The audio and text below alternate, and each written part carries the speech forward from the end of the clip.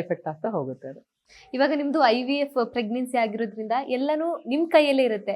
ಇವಾಗ ಅವಳಿ ಮಕ್ಕಳ ಚಾಯ್ಸ್ ಯಾಕೆ? ಎಲ್ಲದು ನಮ್ಮ ಕೈಯಲ್ಲಿ ಇರಲ್ಲ. No no no no no, it is not like that ಕೀರ್ತಿ.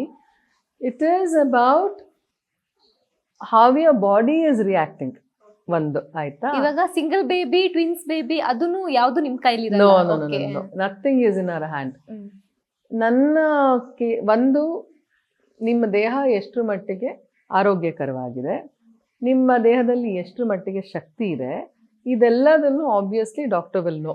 ಅವ್ರು ನಮ್ಮನ್ನು ಒಳಪಡಿಸ್ತಾ ಇರ್ತಾರೆ, ಆಗಾಗ ಸ್ಕ್ಯಾನಿಂಗ್ ಒಳಪಡಿಸ್ತಾ ಇರ್ತಾರೆ, ಬ್ಲಡ್ ಟೆಸ್ಟ್ ಆಗ್ತಾ ಇರುತ್ತೆ, ಅವ್ರು ಏನೇನು ನೋಡ್ತಾ ಇರಬೇಕು ಅದನ್ನೆಲ್ಲ ನೋಡ್ತಾ ಇರ್ತಾರೆ. ಆಮೇಲೆ ಯಾವ ಪ್ರಕ್ರಿಯೆ, ಅದರಲ್ಲಿ ಸಾಕಷ್ಟು ಬೇರೆ ಬೇರೆ ಪ್ರಕ್ರಿಯೆಗಳಿದೆ.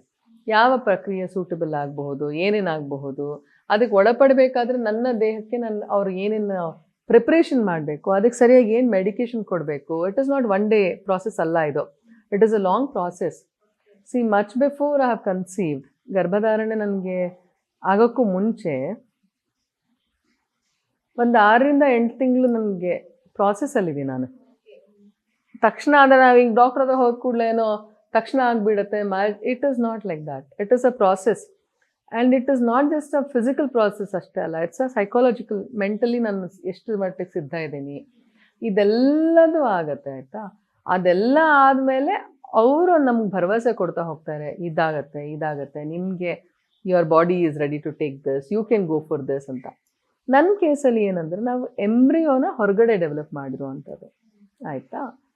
And donor is a undisclosed donor ಅಂತ ಅಂದರೆ ಅವ್ರು ಯಾರು ನನಗೆ ಅಂತ ನನಗೆ ಗೊತ್ತಿರಲ್ಲ, ಅದನ್ನು ಗುಪ್ತವಾಗಿ ಇಟ್ಟಿರ್ತಾರೆ. ಯಾಕಂದರೆ I have opted for that.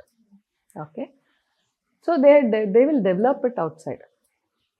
6 embryo develop ಮಾಡಿರೋದು, ಅದರಲ್ಲಿ 4 vent failed. Okay, so I am left with only 2 embryo.